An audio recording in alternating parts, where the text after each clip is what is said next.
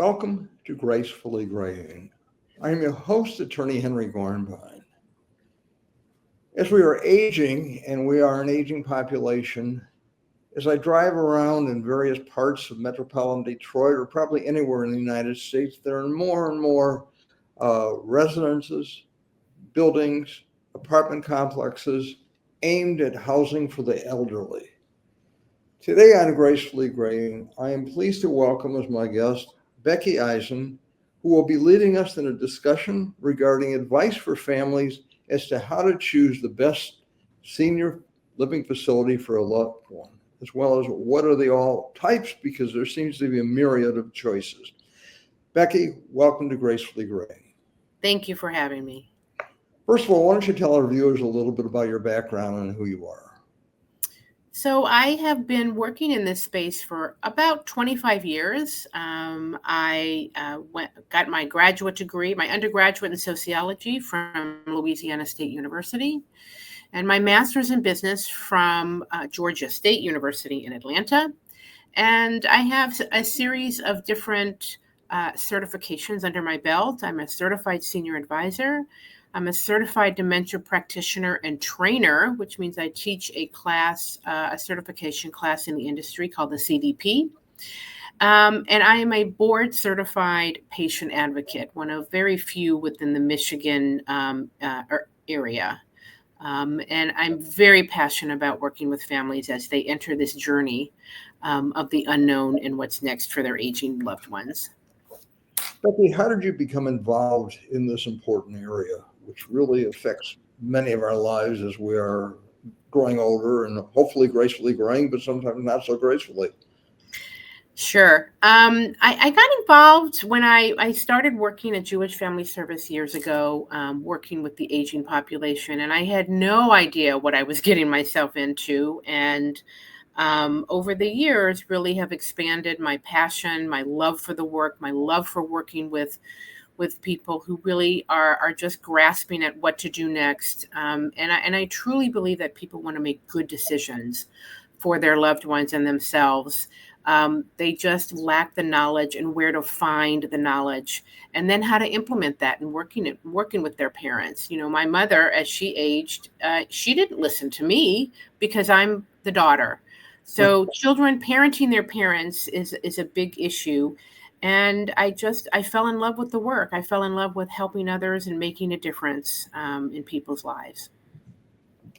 I'm going to ask you about various types of living arrangements because I find it confusing, and I'm sure a lot of people do, and maybe you can help us sort through this literal alphabet of choices. First of all, what about ways to age in place at one's home or apartment? What are the pros and cons? So I do find that many people want to age in place, and many children made a commitment to their parents who have expressed their desire to age in place and stay at home. The issue that we have is, how do we afford that? And, you know, before COVID, there was a shortage of care providers, caregivers. After COVID, there is even more of a shortage. And the cost related to providing care in the home can range anywhere between $25 and $35 an hour, hovering around an average of $32 an hour. And in Michigan, in particular, there's no licensure to bring care providers into the home, meaning you can bring anybody you want into your home and you can pay them privately, but you don't know what their background is. You don't know what their history is, and you don't know if they're capable of taking care of your loved ones. So there's a lot of different variables that we need to take into place, in addition to making the home safe. Bringing a professional in to do a safety check and making home modifications to age in place. But the bottom line really, Henry, is it's the cost factor of bringing care into the home as we continue to age. And for most people, it is cost prohibitive long-term to have private care. And as we age, the care can start at 6 hours, which is usually the minimum in the industry, up to 24 hours, which people can shell out $30,000 a month plus to have private care, which is just not sustainable for many people. Wow. What about senior apartments? I know there are a lot of them in the area, and what are the pros and cons with regard to those, which will be the next entity we'll discuss. So it's very interesting because when I speak to people about moving and moving to what I call a more supportive environment, they immediately go to, I'm not going to a nursing home. And that's like going from 0 to 60 without anything in between. So what I share with people is there are so many choices. As you mentioned, they're all over. I chuckle and I say there's a senior living facility on every street corner next to a Starbucks or a CVS. And so within the realm of senior housing, there are many, many different choices. And I believe that one of the, understand lack of knowledge that people have is, how do I choose? How do I choose what is the best place for my loved one? And there are many different assisted living. There's different categories. There's independent living.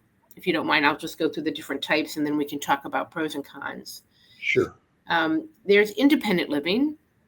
There is assisted living. There is memory care. And then there is what we call a group home setting. There's also what's called a continuum of care, meaning a facility that has all levels of care. It has independent, it has assisted, and it has memory care all under the same rooftop. So as someone ages, they can just transition from one setting to another. The problem that I have with families is so often they don't know what to look for. And it's very important when you walk in that you don't just look at the, as I like to call it, don't look at the chandelier. You have to understand, what are the amenities? What are you paying for? Are your expectations in alignment with what the needs are of your family member? That's where a lot of people miss the boat, is what they think their family member needs does not align with what they really, really should be getting in a facility. It's interesting. There are senior residences, and I've toured some of them, and they'll run like a 5-star hotel. That's the selling point. So, and they provide meals, they provide other services, but other than that, I think they're strictly like an apartment. Am I correct? Many are very much like an apartment. And this is what I explain to families is, the beauty of being in a senior residence is that if you don't want to be social for the day, you don't have to be. You go in your apartment and you close the door. The beauty is that there are amenities available when you need them. And so when you're looking at senior facilities, it's very important. I like to explain to families that we need to look at what is needed short term. What do we need right now? And if we had to project on what the care level needs might be, what might we need long term? So often people move into an independent living environment, which is going to be cheaper, by the way. As you move up for the level of care that's needed, it's going to get more expensive. So independent living inherently is going to be the least expensive, and it might offer maybe just dinner, but you're responsible for breakfast and lunch. As you move up the care level need, so does the cost. And so as you move from independent living, which is exactly what it is, independent, it's an apartment. Many people move into independent living and they still drive, but there are ancillary services there when you need them. As you move to assisted living, that just means you need a little bit of help, whatever that help might be. And it's very, what I like to call a la carte. You pay for the rent and you pay for the care that you might need. And so as care levels change, so does your rent level, because the care is going to get greater, but the care is available to you. Some places that are strictly independent, what happens is people continue to age and they need extra care. It becomes cost prohibitive because now you're paying for independent living and extra care on top of it. In many assisted livings, the care is already built in. Some baseline care is already built in.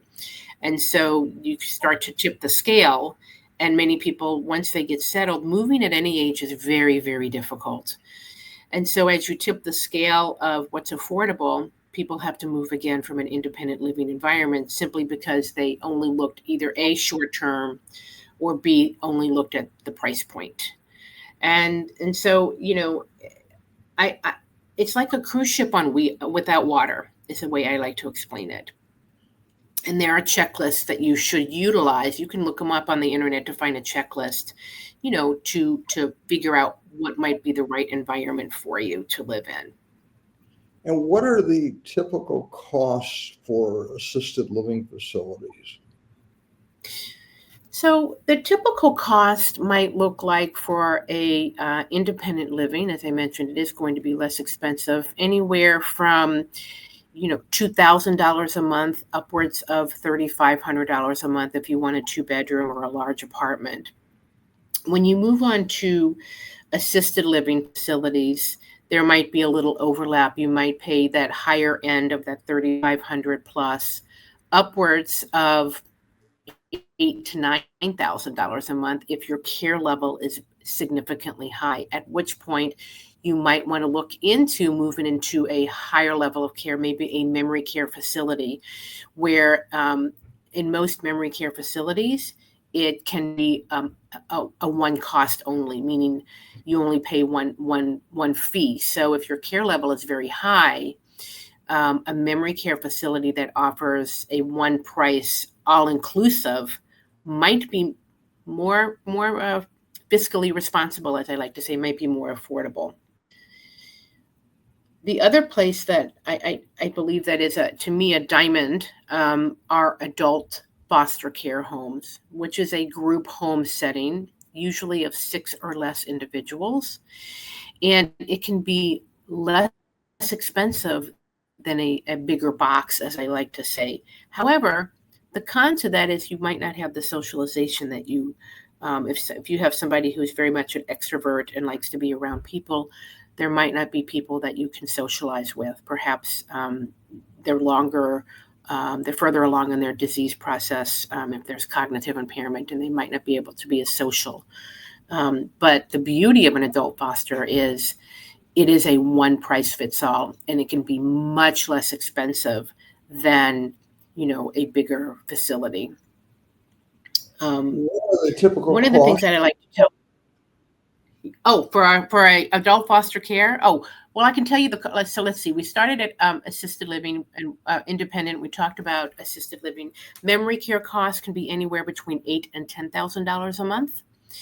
And then if you move on to an adult foster care home, I've worked with some really, really great group homes that will start around $5,500, but can go up to $8,000, $9,000 a month, depending on the level of care. Now, what's really, really important, Henry, is for the listeners to understand that in the world of assisted living and especially group homes, or what they call home for the aged, there's no licensure.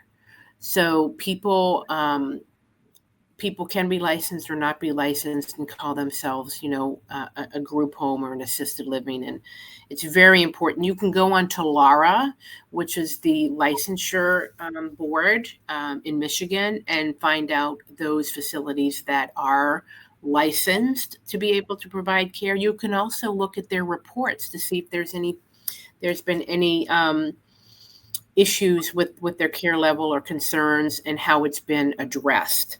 And you can read all of those reports from the state to see, kind of get an indicator if it's a good fit for your loved one. Becky, how important is a facility being licensed versus not licensed? I think that's an important point. And what are the issues there? I think it's very, very important. When there's licensure involved, you have a higher level of checks and balances. The state workers that go in and assess the facilities are very strict to ensure that medication is being prescribed and administered, that the care is being provided as indicated by what's called a care plan. Every person should have a care plan, which outlines what their care needs are. And so it's a check and balance. It's very, very important that you have that other layer of support. And I may have mentioned earlier that in the world of caregiving in Michigan, there's no licensure for caregivers for private duty. When I say private, companion care. So anyone can, stay providing cares, but if you're not licensed, there's no level of support, and there's no level of oversight, which is very, very concerning. You're dealing with a very vulnerable population, and it's important that we know that the care providers, understand what they're doing and that they're vetted. Are most care providers licensed in Michigan, or is it kind of a catch as catch can? Catch as catch can. Not all are, because it's not required. So if it's not required, there are going to be some that might want to cut costs, because if you're licensed, that means you have proper liability insurance, that you have workman's comp, your caregivers, and so there is. It's a big concern, I think, in Michigan, and there are maybe 2 or 3 other states that don't have licensure, and I'm shocked that it hasn't been brought up. I'm sure it's been brought up, at the state level, about making sure that these facilities are licensed, because it can get very scary. Why don't we? The legislatures won't do it, or? It's a great question. Well, everybody has their own agenda. I think that there certainly are probably some of our senators and legislators that certainly might have that on their plan of what they want to accomplish. But, until, to me, something catastrophic, which I hope never, ever, ever happens, it's kind of like putting a stoplight up where a lot of accidents have occurred. You don't do it until something catastrophic has happened. And I'd like to think that, we're caring for a very vulnerable population. And as we continue to age, we're all going to end up there. And so I think there's a vested interest in all of us to be prudent in providing the best care for our aging parent. The other, before we forget, is, at some point somebody might run out of money. What do we do? What do we do if you run out of money? That's when you get to that nursing home care level, typically, and you have to apply for Medicaid. And it's a very difficult process to apply for Medicaid, and not every facility has a Medicaid bed. So, if there's anything that the listeners do, it's really to look into, meet with a financial advisor, meet with a attorney, put together an estate plan, protect your assets as best as possible. The government has a 5-year look back for people who want to apply for Medicaid. And so, you can't just give away all your money, within 2 years of perhaps entering a nursing home environment, because the government's going to want that money back. So it's easy to talk about the costs related to care, but to be able to afford it is a whole other conversation. How do we afford to pay for this level of care? And it's usually private funds, or if someone is fortunate enough to have a long-term care policy, that can help pay for it. Sometimes veterans benefits can pay for it, but that's a whole other show for you, Henry, is how to pay for it. But I think the big takeaway is, when you work with families, to let families know that you don't just go from 0 to 60, that there's so much in between, that you can provide a level of care that hopefully is affordable and appropriate for your loved one. And sometimes you move in with family members, which can be challenging. It's an intergenerational family, which I think is going to happen more often, especially as our baby boomers get to that point where they need a higher level of care and have not saved or budgeted properly to be able to afford that care, because the government's not going to pay for you to have care in your home or for you to be in an assisted living facility. It's just the funds aren't there. Becky, I know we've talked a little bit about some of the various facilities. What about skilled nursing care facilities? How are those defined and when do those come into play? So, a skilled nursing care facility has two components. The first component of a skilled care facility is short term, um, what they call subacute care. Short term, that would be someone coming out of the hospital after a procedure and needs to get stronger, and they would go there for anywhere between 2 to 4 weeks, maybe longer, to get stronger. You would get your physical therapy, your occupational therapy, your speech therapy, and then you go back to where you were living or to a different environment if you can't go home. Then there's the long-term care portion of a skilled nursing facility, which many people will call them a SNF. If you've heard the word SNF, that means it's a skilled nursing facility. And people can live there long-term. Typically, those are the individuals that are Medicaid appropriate, in which case, they have signed on to Medicaid and are going to live out the remainder of their life in a nursing home facility. And it's a shared room. There's very little privacy, but for some people, that's all they can afford. And perhaps there is no family to advocate for them, and so they end up in a nursing care facility. But understand, if you're on Medicaid, the government will take everything but $60 of your money. So if you're getting Social Security, they'll take everything and leave you with $60 for incidental costs. So I think people are really there's a misunderstanding on what a nursing home really is, because when your parents may have been younger, that's all they knew.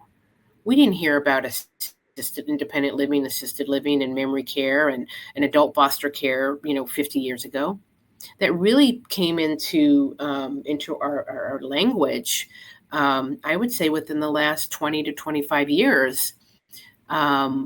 Have all these facilities been popping up. In fact, in some cities, you cannot build anymore because there are so many different facilities to choose from. Becky, what are some myths regarding the types of senior living facilities? So again, I think the myth is you're going to walk into a place and people are going to be sitting around in a wheelchair, non-communicative, and nobody's interacting with them. It's so far from the truth. Most facilities, they have activities, they have, we're not just talking around playing cards. There's music activities, there's intergenerational activities. They might bring some children in from a local school. Sometimes they will have what they call like a lunch and learn, where they might have a professor come in to talk about a topic. It's a very interactive environment. It's not just people sitting around looking at the walls. Meals, people look forward to meals. They enjoy it. It's an activity for them to do, and they meet new friends. In some cases, they meet people they haven't seen in 30 or 40 years, and they rekindle a friendship, which is really a beautiful thing to see. But it's not, you go in and it smells. That's such a misnomer on what people think the facilities are. And, I would invite people to just go look and tour different facilities. Don't feel pressured by the marketing department to sign on a dotted line because they have a monthly special. Trust me, they're going to have another special. And I think what people don't know, this is a little misnomer in the industry, is you can go to some facilities on what they call respite. So for a short term, usually it's 30 days or less, in a furnished apartment, to kind of check it out and see if it's something that you would like. And most facilities are a month-to-month commitment.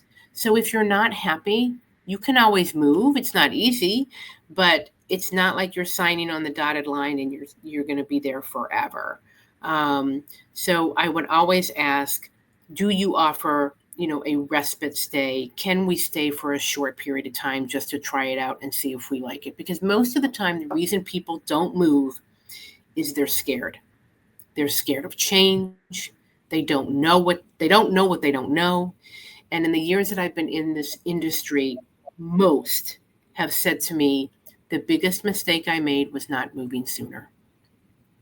Because Becky, they I've got just a question. What advice would you give to a family where a loved one is in very late stages of dementia, is no longer able to feed himself or herself, and really has no control over any bodily functions? Where do you place someone in that state? so with someone who's really, really late stage, that would certainly perhaps be nursing home appropriate, or even adult foster care if you can afford a private pay. Um, but I think What my about a group my home? biggest piece of advice would be to ask for help. Ask for help. Reach out to a professional. And I'm saying a professional.